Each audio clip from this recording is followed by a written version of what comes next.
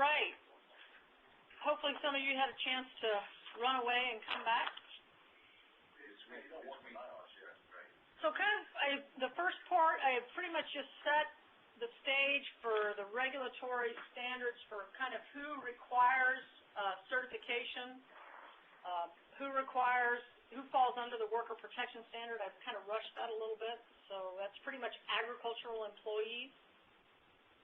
And so now what I want to talk about is kind of who conducts the training and some of the needs that I see for training and some of the different styles that training is conducted, how it's conducted, and some of the resources that are out there that we all who do training rely on, and some that maybe we could beg them to update because they're pretty good, but they could be just a little bit better. I have to find my arrow here. Special emphasis on the need for respiratory protection updates, or are you just talking PPE? I'm talking pretty broad, but I'll probably talk. Because you got a NIOSH audience here, so you might want to elaborate more on some things that you see. Okay, I'll try to do that. So kind of who conducts trainings, and I realized probably the lion's share of who is responsible and who does the training is the employers. Whether they bring other people in or whether they do it themselves, they do a lot of the training for, especially the WPS training, employers do. We're talking companies that have 10 employees. Or more, right. Not anything less than that. Well, I'm talking about everybody. Okay. So I'm talking the mom and pop that have one person working for them. From EPA, that individual still would fall under compliance as a handler. That employee would. Is that right, Richard? Not if it's a farm family, though.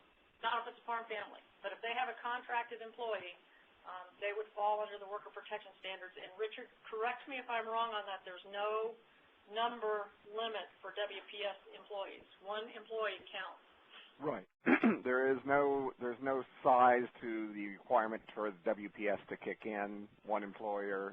Okay. One employee and requires training. Now, the training doesn't necessarily have to be done by the employer. It can be done by somebody he hires or have it done by, like, extension. He just has to ensure his employee meets the training requirement. So under EPA's regulations, under the worker protection standard, one employee would have to be a WPS handler trained in order for them to mix, handle, or apply unless they were a certified applicator. So if I have an apple orchard in Pennsylvania that's 148 acres, it's my property, and I run it with my family, I'm not covered. I'm not regulatory required to do anything. That is correct. That is correct. So there's a gap there. You have the right to harm your own family. You do not have the right to hurt somebody else. In America, you have a right to kill yourself. That's a gap. That's a gap. I'll be curious to see now, if there's occupational health business. Well, it's a gap for the training. However, for that farm family, if that label required a respirator, they still have to comply with the label statement for the proper use of that respirator. So if an ag compliance inspector came into that apple orchard and one of the family members was not wearing the appropriate personal protective equipment, they could be cited for a label violation. Depending on which state you're in. No, that's every state. Every state, because the label is the law for how that product has to be managed regardless of who's handling it. That's correct, Carol. Basically, the things that on the owner exemption of the WPS, it's mainly just the off-label requirements under the WPS, the things that are basically contained in the rule that, like the things for taking care of PPE and things like that. But anything on the label, they have to comply with. Yep. But the PPE would still be required. So kind of who conducts the training? Or if we're looking at PPE for WPS handlers and or certified applicators, a lion's share of it's done by the University Cooperative Extension Services or ag safety centers at some universities, the state regulators, the compliance folks. They'll do technical assistance and they'll go in and do labor agencies, our Department of Labor and Industries, Oregon OSHA, for example, would go out and do training on PPE. as I said, the product manufacturers of the PPE themselves will come in and do, glove training, respiratory training for us, and then sometimes actually do fit testing. Private industries, private trainers, trade associations, the potato growers, the Cotton Council will probably bring in trainers for certain issues. If we look at the university and the state lead agencies, who I work most closely with, their funding typically has come from, their base funding for their programs has come from an appropriation from the Environmental Protection Agency. And over the years, it's dwindled down, and currently it's about $500,000 for all states and territories. So that's about $10,000 per state, and that actually comes from pesticide registration fees paid to EPA under the Pesticide Registration Improvement Act, and that is our base funding right now. So typically what's going on in states is you can't run a program on $10,000 a year. You may be able to write one fact sheet for that, maybe two or three. So many of us charge fees for our training manuals. If we do speakers, we may have speaker fees. We go out and we do competitive grants and contracts, and we try to get those sorts of resources to help us, revitalize some of our outdated resources. And so I think that's a challenge that NIOSH needs to face, is that for us to be able to partner to try to bring the level of some of our training resources up, it's going to be a monetary investment as well as personnel investment, because we can do the time, but we've got to be able to pay for our time, because we're out having to scramble for grants these days, on all sorts of different topics than just certified applicator education. And the state lead agencies, they also get funding from EPA, their certification program under their state's territory agreement grant. And then also the states have a registration of those pesticides, and so some of those monies go towards a little bit of technical assistance in some states as well. And then NASDA, who I consult with, the NASDA Research Foundation, has EPA competitive money that we try to look at how we can build and enhance pesticide safety programs, and so PPE might be an area that NASDA can partner to try to help bring up some of these resources to improve what we trainers have access to where we're not using out-of-date materials, because spending time for all of us doing the same thing, and none of us being experts. I'm not an industrial hygienist. I'm an entomologist, and so if I'm trying to write something on PPE, it's not going to be nearly as good as if somebody with some background was participating in that. So who sets the curriculum? Again, the employer, because of regulatory standards and because of the care and concern they have for their employees. University Extension, we set our curricula. EPA can sometimes say, hey, we've got this coming down the pipe. We really need some focus on that. Same thing with state lead agencies. They can say, hey, we're seeing some compliance issues, bring some things back in. A lot of training is done by private industry, associations, whether it's pest control associations, or trade associations, grower commodity groups, and so they're really the ones that are setting the curricula, especially with that recertification program. Pretty much the initial certification is the same curriculum, but it's really the recertification where we can really bring in the personal protective equipment training. And so probably really need to have NIOSH on this slide to where we're really dialoguing about what we need to be covering and how's the best way to do that. And again, Pat Hastings gave a presentation for all of us certification and training specialists in Portland, and was kind enough to share slides with me from Rutgers.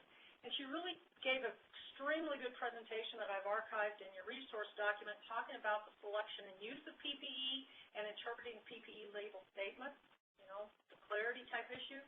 And something that I really find that I fail at after listening to Pat's talk, which I would assume that some of my colleagues across the country might be in the same ball of wax because we're fairly similar, is knowing those PPE limitations.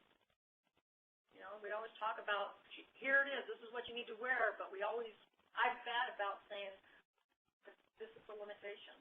These are the other things that you need to be considering. So I think that's something we want to focus on, is really looking at the limitation and not just, this is what it is, this is how you wear it, this is how you wash it. These are the limitations. I think we should focus on some of those as well.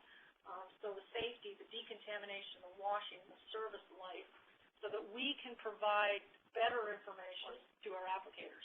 Question? Yes, we have a question from Pat. Oh, good. Pat, if you could, Hastings, if you could first unmute your phone, please. Pat Hastings, *6 your phone and come in and save me. Oh, no, you're doing great. The question was before the break, not to worry. Okay. Everything's cool. Okay. Did you have a question? No, I had a message. Okay. All right. Amy, did you have a Brown, if you can hit *6 to unmute your phone, please. It was before the break, too. It was back to somebody who had asked a question about training such diverse groups. Yes. And I thought the person was perhaps getting at how do we manage then to be specific enough about PPE, and I simply was going to comment that we don't usually train huge diverse groups all at once. We train, a group of corn and soybean growers one day, and another day we'll train a group of apple growers, or we'll train a group of structural pest control operators, or a group of landscapers, so that we can target our PPE discussion to the needs of the actual group that we're talking to, rather than try to be so general that we don't help anybody. That was my only comment, and it was way before the break. All right. One last question, Adrian and Busby. If you can ask your question, hit *6 to unmute your phone. Adrian? Yes, I'm here. Okay, I guess when certain pesticide labels may say wear chemical-resistant gloves, wear chemical-resistant boots, or something to that effect. During the training sessions, is information provided on how to determine what exactly constitutes chemical resistance, since it does vary from chemical to chemical? How is that determined? If there's questions, who does one ask, or is it? Could you speak a little bit to that? Yeah, I'll talk about chemical resistant. I'll answer your question now, and then I'll address it a little bit later, because typically when the labels are talking about chemical resistant and they're talking about a class, they're talking specifically about gloves. If it's talking about A through F, and so I'll talk about that chart. Typically, they otherwise talk about waterproof, water resistant, or chemical resistant, and some labels, because they're getting better clarity, if they're talking about suits, so it's like a rain suit or a one-piece coverall, they'll talk about the level of that chemical resistance that would be required. Okay. So, but sometimes I will grant you that I think labels will say wear chemical resistant footwear when they possibly really just mean wear waterproof footwear because of a lack of clarity on the label. Okay. So hopefully labels, if they're going to stipulate, and registrants, if you're, please pay attention, if labels stipulate chemical resistant, it's important that they then detail, following that statement, what they mean by chemical resistant. Because by just saying chemical resistant, as you noted, leaves the door open on resistant to what, because we don't know what you're trying to protect against. This is Kim Faulkner, NIOSH. They also say sometimes waterproof chemical resistant, and it's just, to me, it's some... Yeah, label clarity is an issue, and I think that everybody needs to challenge, the registrants and EPA need to challenge and look at those PPE statements and say, if I tried to go out and buy this, would I know where to go? Okay. So this is kind of the applicator handler needs. So this was adapted from, Pat adapted it from the guidance manual on selecting pesticide clothing. If you can see the date on that, it says 1993. And so many of the resources that we look at for personal protective equipment came about just about the time worker protection standards were rolling out in the early 90s, and many of them have not been updated since. And so that's a real challenge, is that we're dealing with some material that probably could use some updating. But I think this is really a good piece to throw in front of an applicator, because this is really the complexity of what goes on. And really it's the base of those toxicity and exposure that drives everything. Once you know what your toxicity and exposure is, and you look at how your job performance is and how you're going to be able to manage that, then pretty much, the employer may be looking at cost and availability, and what that protection need is for that employee, and that's pretty much the driving factors for what PPE is selected. And again, we were just talking about chemical resistance, and at the bottom there, it was talking about PPE performance. We really need to know what level of performance that has to do. Does it just really have to be water resistant?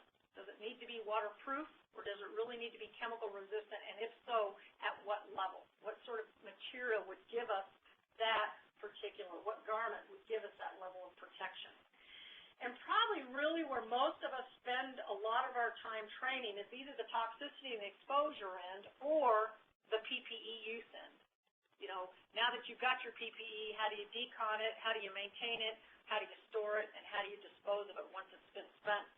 And I think we really need that information that's in there in the middle, and we're missing that, is that performance data on that PPE, as well as what Kim was trying to get at, is what's the handler acceptance of that and what's the compliance. And so I think that's really the area that NIOSH should be focusing on, and EPA label clarity and registrant label clarity really needs to be looking at PPE performance, the chemical and the physical. And I know there's a fair amount of research going on in Brazil right now looking at different types of garments and levels of protection. And I know Dr. Anugrah Shaw is working with the Brazilians on and some of the standards, the ISO standards and the ASTM standards on clothing. So hopefully we'll get somewhere. Because the problem is this is what the applicator gets. They get this big block of text that tells them, well, you got to wear something on gloves and something on eyewear and something on a respirator, and then they've got to be able to discern what that means. And so sometimes it's pretty clear. This particular one actually spells out what types of gloves. So they could say a nitrile glove is sufficient. They could go and purchase that. Here's another label that I pulled, and this is one that I know would shock Kim, because this one says that mixers, loaders, and other handlers just have to wear long sleeve shirt, long pants, shoes, socks, and chemical resistant gloves. But it says chemical resistant made of any waterproof material. So why didn't you just say wear waterproof gloves? I don't know. But maybe there's a chemical resistant glove of any waterproof material. Yep. Of such as, and then it'll tell us two different types. There is two types of pesticides, you know. One you have to dissolve in water. Water soluble. The other has to be organic. Right. Right. So if it's in water based, what the degree of protection going to provide is by that glove? Right. Probably high, because water is not as deep. Right. Especially if it's thick. Right. Glove. The organic base is going to be very special. But my concern was, even though this is very good, because it says chemical resistance made of a waterproof material, could they not have just said wear a waterproof glove, such as, instead of putting chemical resistant and waterproof in the same sentence? And I don't know. But this is some of the very new language that we're seeing, and so I think there are some chemical resistant materials that are not waterproof, like okay. Polyvinyl alcohol, I think. Okay. All right. And so that's where we need some of that, if I go back to my earlier slide just a second ago, we need some of that performance information so that we can try to explain that to the applicators, because I am not a chemist, and I kind of figure that if it's chemical resistant, they're probably talking more solvent-based, and waterproof is more water-based. That's probably, I would put it in those two piles. But for the mixer and loader, we've got to wear this waterproof, chemical-resistant glove. But if an applicator only has to wear long sleeve shirt, long pants, and socks, they don't have to wear gloves. So, and it made a difference on what the percent of the solution was that they were dealing with. Yeah. And so if they're doing backpacks, they never even come close to 70%. So the complexity is still there. And so applicators have to read these labels very carefully, and it's not just talking about the PPE, but this one we actually have to talk about what percentage you're applying, so we'd have to go probably through some math problems with them as well.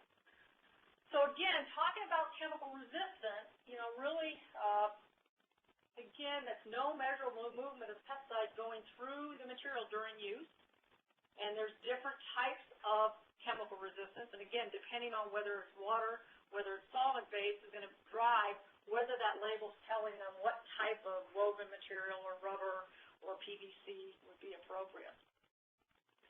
And so really the chemical resistance deals with all of the factors that you would think on degradation, penetration, breakthrough, and permeation.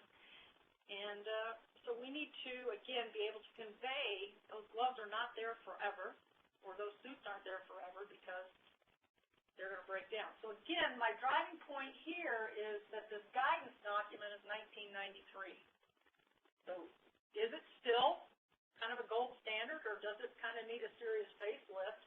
Because it really did speak to and identify some of the limitations of PPEs on performance and availability.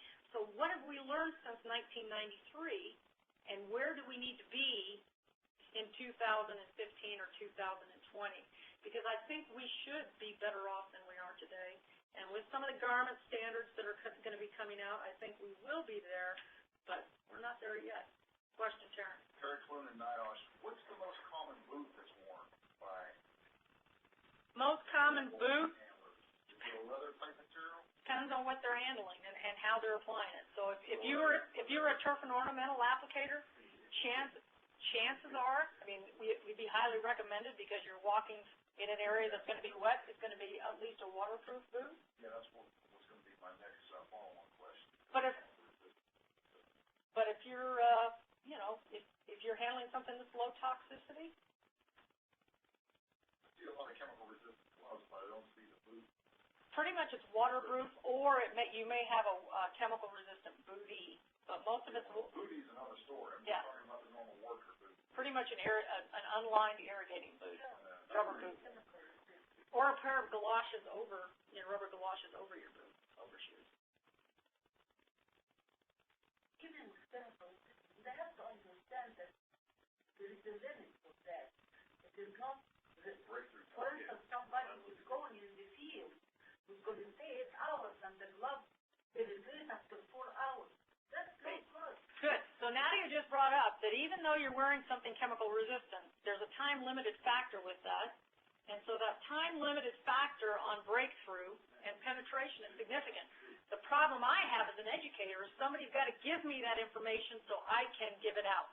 And if I try to go find that information, I don't have it. So NIOSH could be very useful in helping provide that information so that I can talk about breakthrough, because I can't talk about something I can't talk about, that I don't have the resources for. Specific to the toxic industrial chemical per manufacturer. Right, but we need to be starting to bring some of this information into the dialogue. So we'll get a little bit. Breakthrough data out there. In Europe, as a matter of fact, they have standards that actually. I know, but I don't have the time to do the data. We need these base resource documents to be built, to be developed.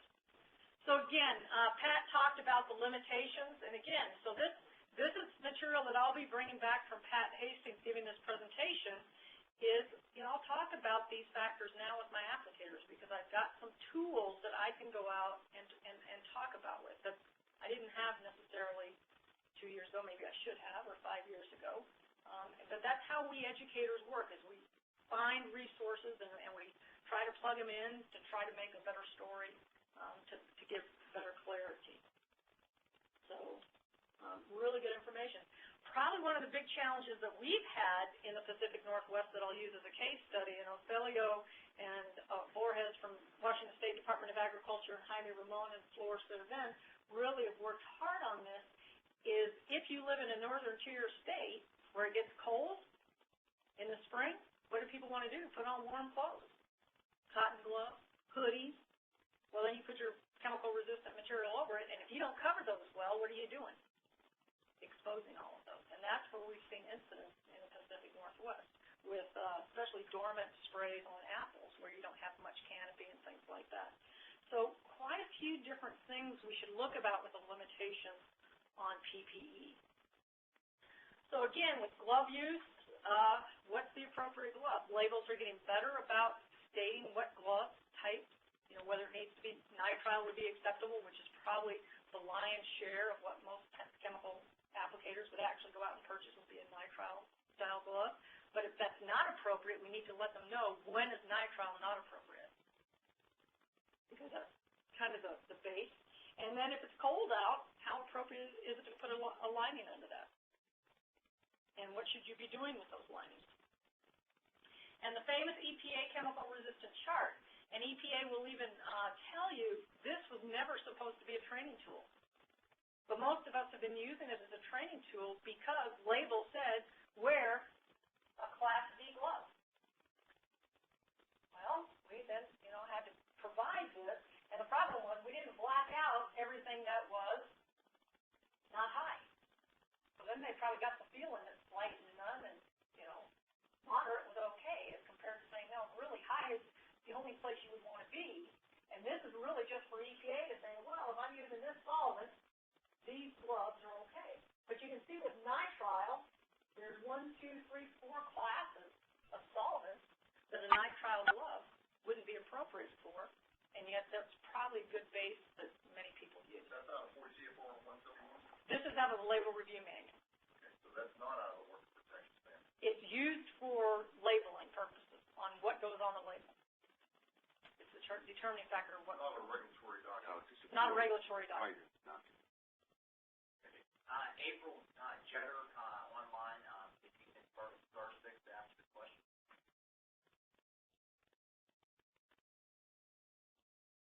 April, do you have a question out there? So the good thing is that EPA has recognized, NIOSH has brought it up, educators have brought it up, Kevin Keeney's group has brought it up to the registration division of EPA, and registrants, I hope, are aware of this now, and now they're going through and saying chemical resistant such as, and then listing those that are appropriate. But the other thing that we have to look at is, can the individual go into the marketplace and actually purchase that glove? Because if you can't find it, don't put it on the label. It's not doing anybody good because they're not going to be able to find it. So if by chance you happen to have that one product that has a really odd solvent that's going to require something that somebody can't get hold of, you might on your label then actually put, and this is the manufacturer that you can actually buy this from.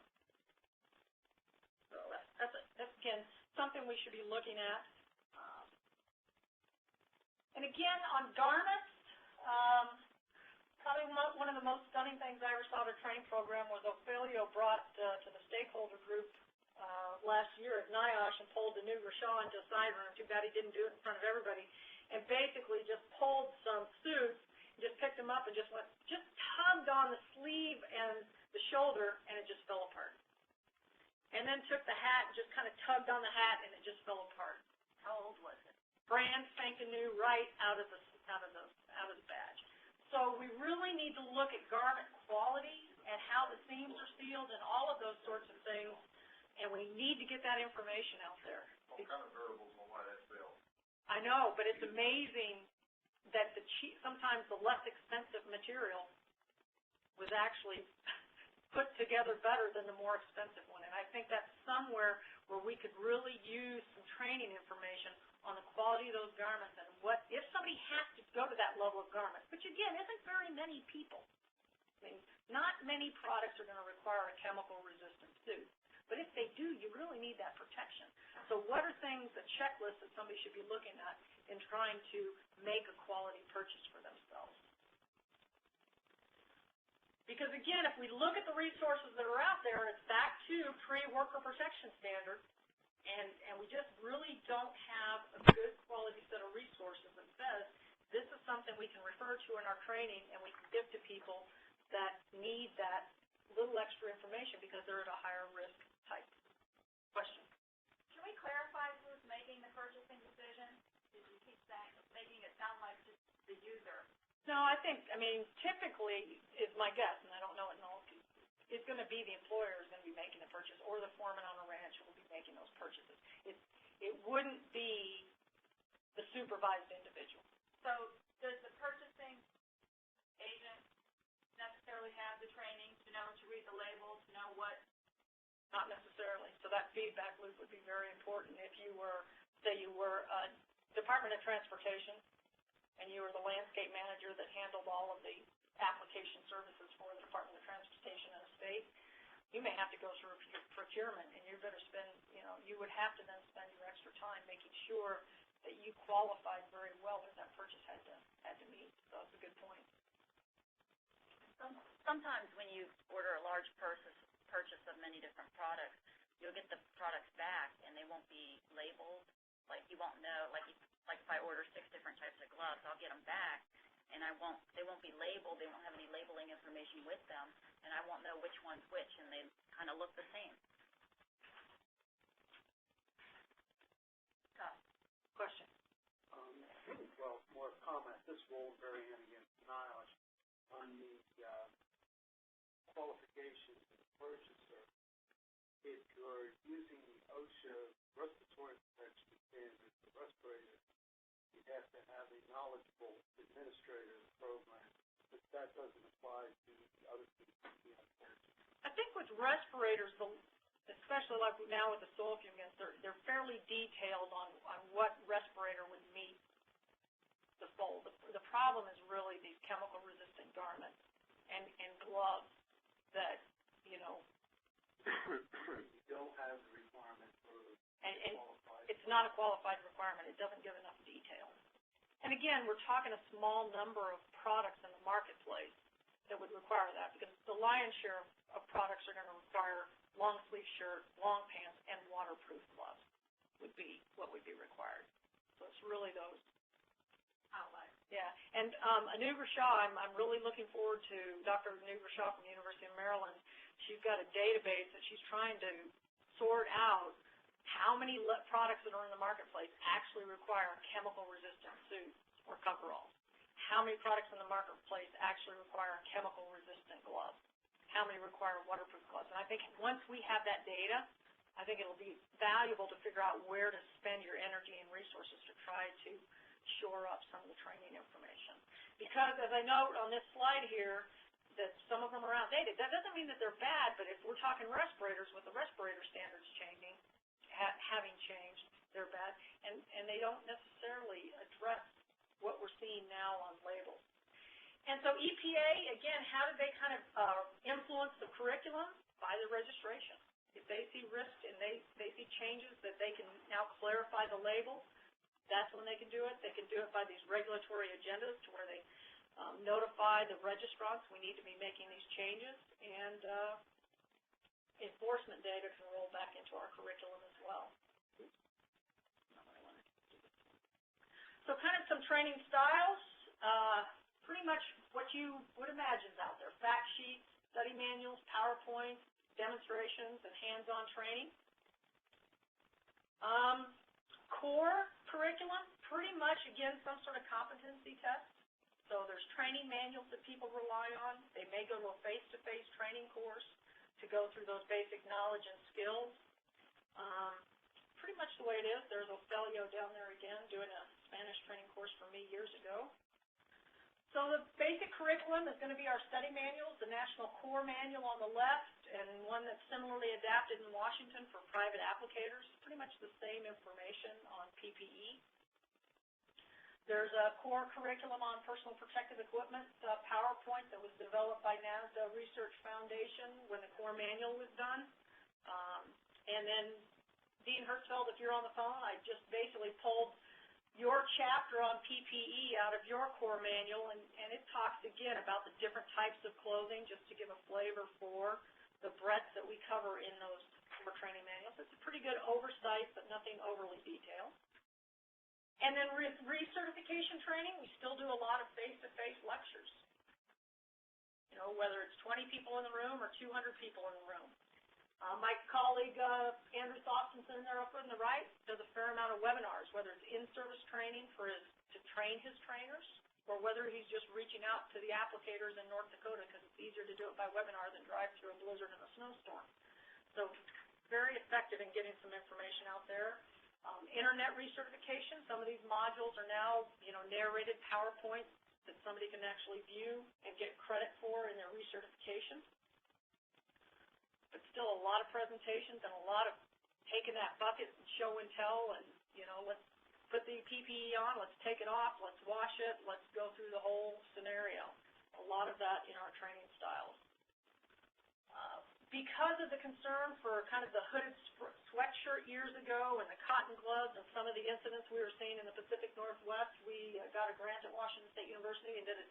Let's focus just on decontamination, because people aren't getting the material clean and they're putting on dirty PPE. So sometimes we'll do some focus type training like that, and our Department of Agriculture, again, developed this 12-step decontamination of the PPE that's listed in your resource. You only let dirty things touch dirty parts of your PPE, and you only let clean things touch the clean part of your PPE. Really, really good, very detailed process for decontaminating, especially chemical-resistant food and other PPE.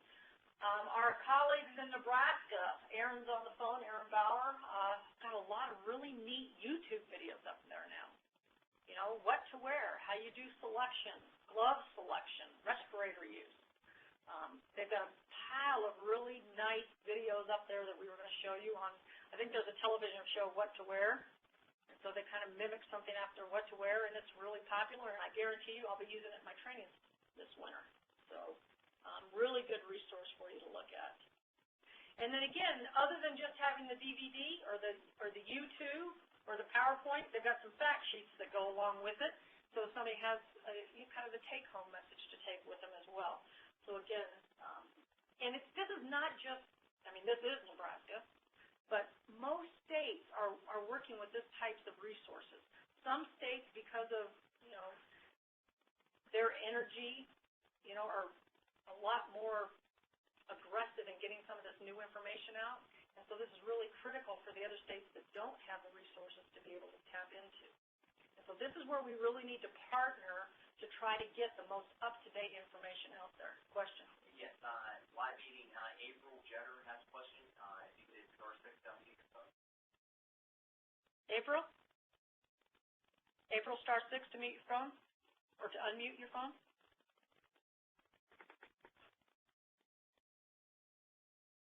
Can you hear me? Yes, we can. Great. So I was wondering, why aren't there ANSI standards for gloves and garments like there are for eyewear and respiratory equipment?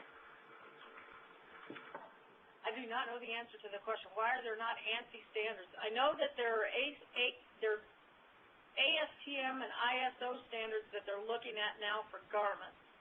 I'm not familiar of any efforts on gloves, but that's probably... This is Jay Parker and I. There are EN standards on gloves, current EN standards. So there are EN standards on gloves. EN. Are there any standards or on any other PPE garments? This kind of goes back to our first question regarding the chemical resistant category chart.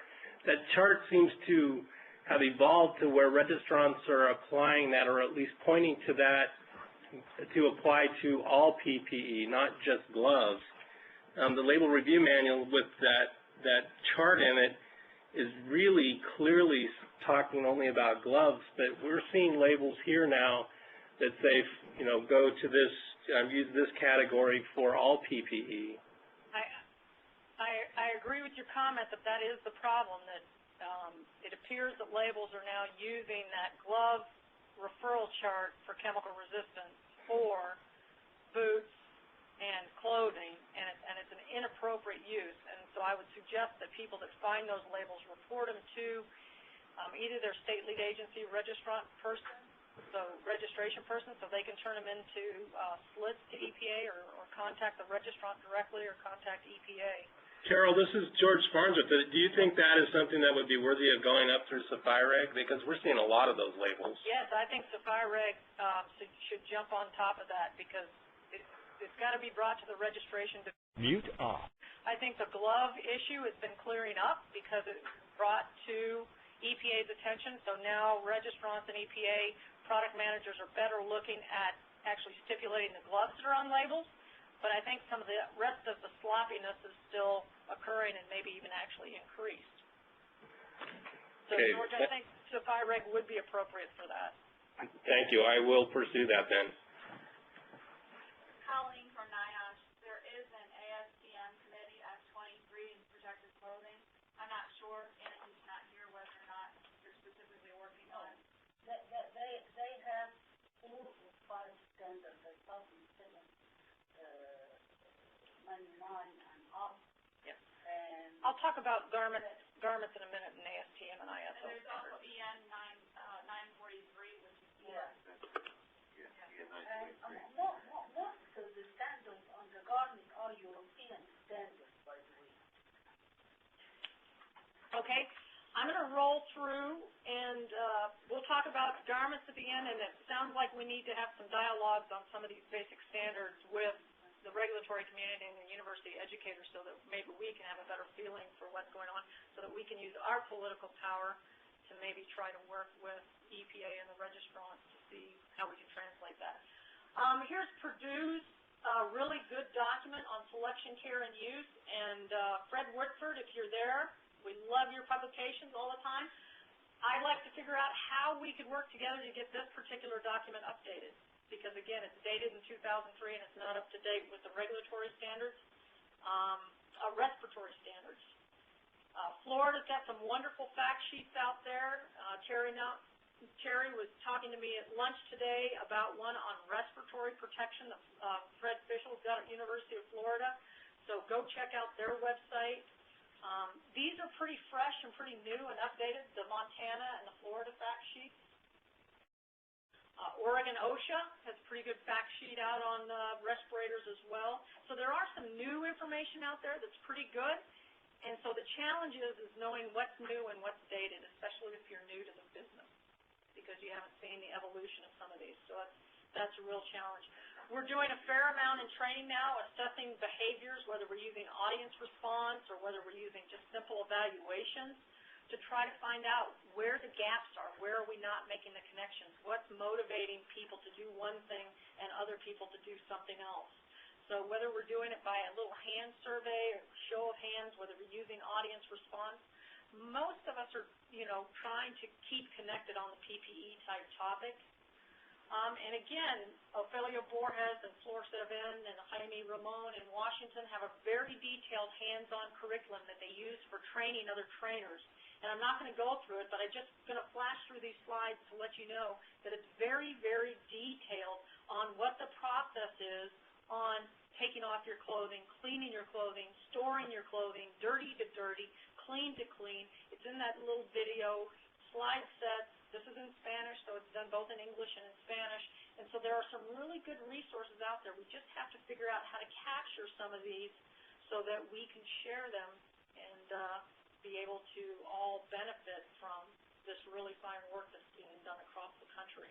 And again, I only know of some of these. There's probably lots of other things that are going on that I'm not aware of. So again, trainer hand training. Ohio does a lot of in-service training, a lot of extension. Maryland, North Dakota does a lot of in-service training where they'll bring their county agents in, and this is what we want you to talk about PPE. This is the scientific background behind it, the agricultural health study behind it, all of those sorts of things to try to do the training.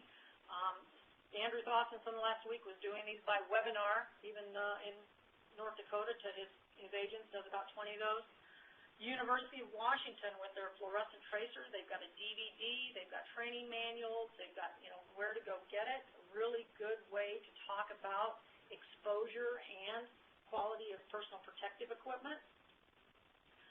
University of Maryland, Amy Brown, one of her colleagues, shared these with me years ago that I've used in my training, basically same sort of thing, using a fluorescent tracer to show how decontamination and compromised PPE can have impacts on where things are going and even being taken into the home. So, and what happens if you even after washing with it, if you don't use soap. So a lot of really good materials out there. We have to focus on master gardeners, the home use. We have to talk about personal safety with them and people that deal with pets and veterinarians as well in our training programs. So the feedback loops, a lot of the feedback loops are that label. What's the quality of the label? And when, like George Farnsworth from California was just saying, man, how do we fix these? Those are the feedback loops. We've got to have those labels provide quality, clarity, so the applicators can understand them. So that's what they're going to refer to. Newspaper articles. When there's a poisoning incident, I tell you what, we're going to be doing PPE training. So those sorts. Now, mind you, this was Bangladesh because I couldn't find anything current in the United States. But WPS compliance, ag health study, cholinesterase testing, all of these really are important feedbacks.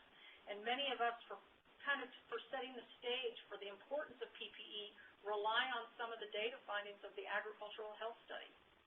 You know, people that did wear gloves have this sort of profile. The people that didn't wear gloves kind of have this profile. The different risk profiles on how you're seeing findings come out with the agricultural health study. So that's an important feedback loop. Cholinesterase testing in Washington really showed us, you know, we had direct labor and industries like the state OSHA going in and doing workplace evaluations. Where's the failure? We identified where some of those potential failures were, and again, Ophelio and his crew did a really good job. I did an adequate job of trying to convey, you know, how we can improve those exposure scenarios. And a lot of it was decontamination and wearing gloves when handling contaminated equipment and all those sorts of things. So inconsistent use of PPE, not rinsing the PPE, you know, not having a good formal respirator program that was being followed, storage, et cetera. And again, this cold weather really came up pretty stark in the Pacific Northwest. So those are just, again, some of the different scenarios on where exposures are occurring, and problems with the PPE, and problems that we need to face with our PPE type training. This is a good picture here of the nice contaminated sprayer with the PPE sitting right on top of it. So, you know, there's challenges out there. And again, there's lots of training resources out there, slide sets, fact sheets, you know, what to wear, when to wear. But the bottom line comes down to what the label tells that applicator and how clear that label is.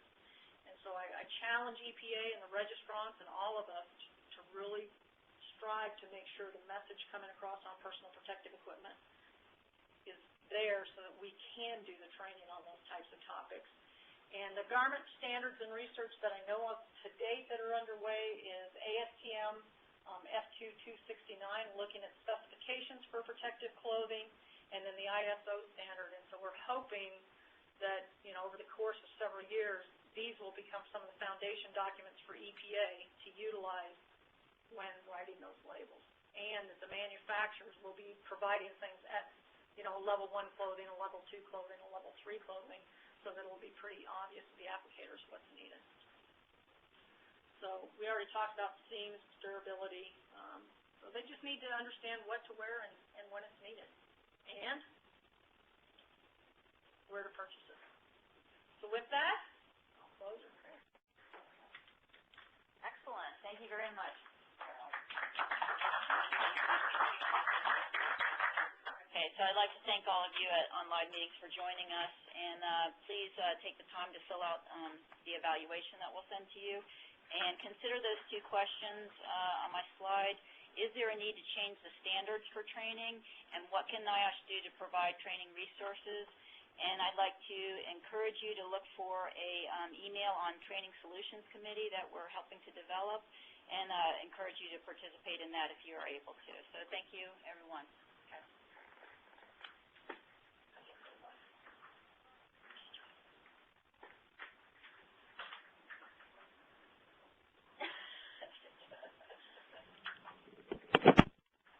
Carol? Yes. Yes, Carol. I think we're still live on the phone. Yeah, I think the phone needs to be on. Yep. Is somebody there? It's Carrie. I just said, those are your kids? Yep, those are my kids. Aw. How sweet.